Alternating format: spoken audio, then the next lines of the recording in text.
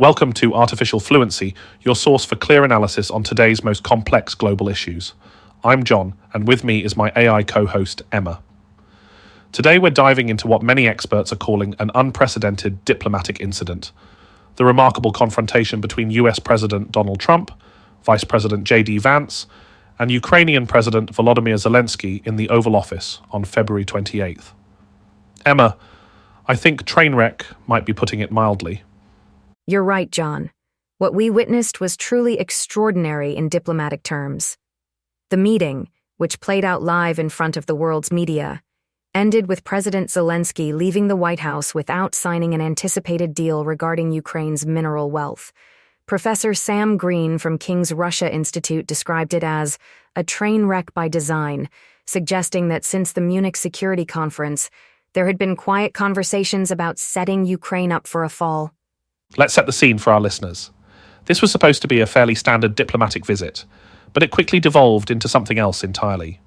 Yes, what made this meeting so shocking was that heads of government generally don't bicker in front of cameras. During the press pool spray, with Vice President Vance present, Trump accused Zelensky of gambling with World War III and bluntly told him that Ukraine doesn't have the cards to continue its war with Russia. Trump even went as far as to say that Russian President Vladimir Putin had gone through a hell of a lot with me due to accusations about Russian interference in the 2016 election.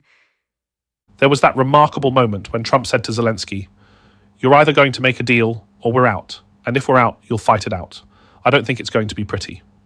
It sounded more like a threat than diplomatic discourse.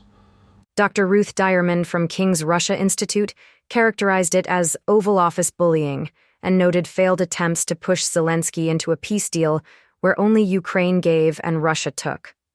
She suggested the Trump administration may have made the same assumptions about Ukraine that Russia did when it launched its invasion, underestimating Ukrainian resolve. What struck me was Trump's body language and tone from the very beginning.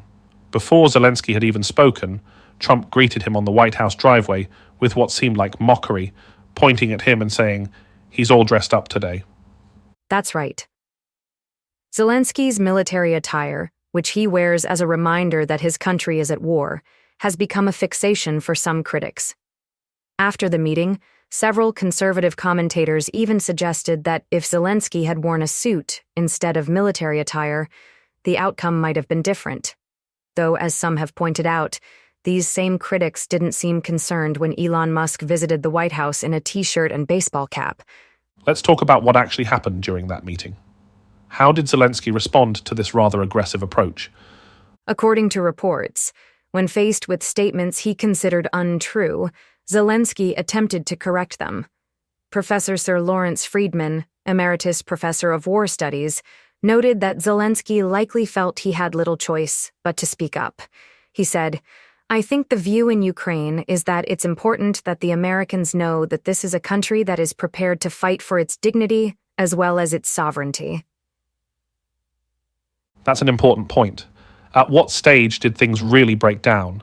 Because we know that not only did Zelensky leave without signing the anticipated mineral deal, but there was also a planned joint press conference that was cancelled. The meeting deteriorated to the point where Zelensky was effectively asked to leave the White House. Shortly afterward, Trump posted on Truth Social accusing Zelensky of having disrespected the United States of America. Though interestingly, Trump's post did leave the door open for reconciliation, saying Ukraine is ready for peace. And how did Zelensky respond to this public rebuke? Zelensky quickly tried to de-escalate the situation. He posted on social media after departing, expressing gratitude for U.S. support and writing, "I am grateful to President Trump for his willingness to listen to Ukraine's position." He emphasized their productive conversation, suggesting he was trying to offer a peace branch to Trump. Some analysts have suggested this entire confrontation might have been staged, that Trump and Vance entered the meeting intending to berate Zelensky and provoke him as a pretext for breaking diplomatic ties. What's your analysis? There's certainly evidence pointing in that direction.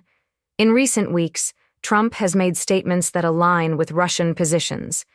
He called Zelensky a dictator, but refused to use the same term for Putin, saying, "I don't use those words lightly." He suggested that Ukraine may be Russian someday, and blamed Ukraine for starting the war. Most tellingly, the U.S. recently joined Russia, North Korea, and a small bloc of Russian allies in voting against a United Nations resolution condemning Russia's invasion of Ukraine. Let's explore the possible motivations behind Trump's approach.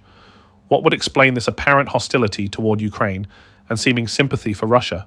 There are several theories.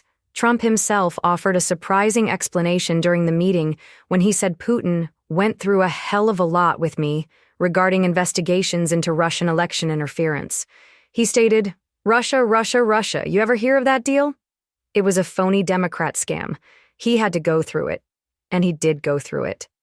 This suggests Trump feels a kind of kinship with Putin based on what he perceives as shared persecution.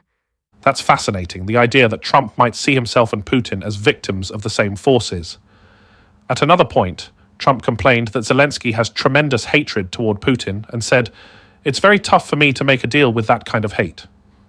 That seems like an extraordinary position to take. Dr. Anna Matvieva, a senior visiting research fellow at King's Russia Institute, noted we've never seen anything like this in international diplomacy, let alone in the Oval Office. She warned that Zelensky's willingness to push back could prove a mistake, as history showed that President Trump is not very kind to people who attack him personally. Let's talk about the implications. What happens now for Ukraine? The most critical question is whether Trump will curtail weapons headed to Ukraine. Although he said in December that he might reduce U.S. military aid once in office, that hasn't happened yet. Ukraine's ability to hold off Russia depends on maintaining the flow of U.S. weapons. If that stops, everything changes, as Europe cannot make up the shortfall. And what about the prospects for peace negotiations? Many experts doubt that Russian President Vladimir Putin will agree to any terms other than ones he dictates. These would likely include Ukraine conceding territory beyond what Russia has already taken. Trump's public rebuke of Zelensky might actually encourage Putin's belief that he'll get what he wants if he stands firm. So ironically, this confrontational approach could make a meaningful peace deal less likely, not more likely. Exactly. As one analyst put it, Trump's public spat with Zelensky hardly seems consistent with the art of the deal.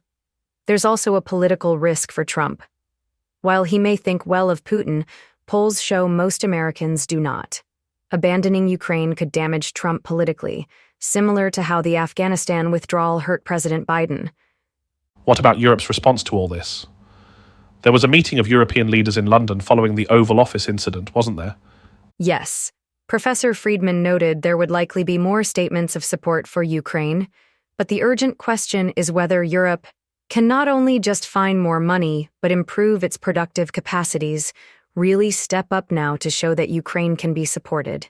Even before Friday's meeting, Trump had given very limited promises to Ukraine.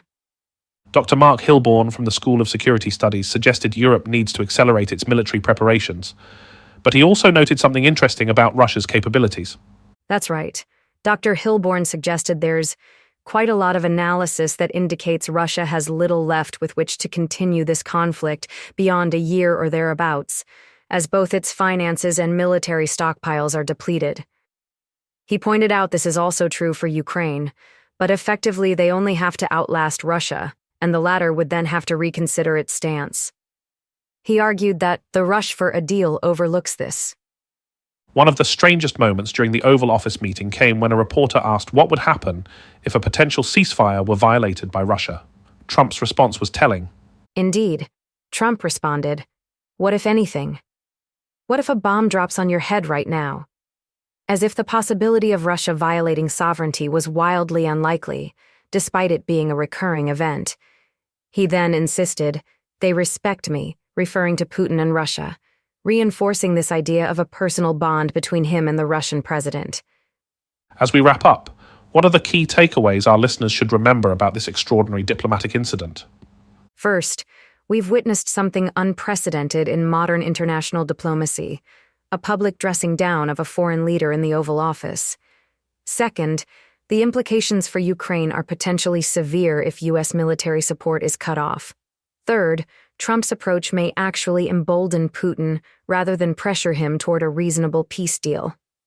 And finally, this incident signals a fundamental shift in U.S. foreign policy away from the path it has followed for the past 80 years. Professor Friedman summed it up well when he said, "None of this should have come as a surprise." Trump has often said that he wants to repair relations with Russia while complaining that Europe has been freeloading on the US and should no longer expect to be bailed out at times of crisis. That gets to the heart of it. What we're seeing is not just about Ukraine and Russia, but about a potentially profound realignment of America's place in the world and its relationships with both allies and adversaries. Emma, thank you for this thorough analysis. This certainly gives our listeners a better understanding of this complex and evolving situation. It's been my pleasure, John. Understanding these international relationships helps us all make better sense of world events and their potential impacts. That brings us to the end of today's episode of Artificial Fluency. If you found our discussion insightful, please subscribe to our podcast and share it with others who might be interested. Next week, we'll be exploring the economic implications of climate change on global food security. I'm John, joined by my AI co-host Emma, signing off.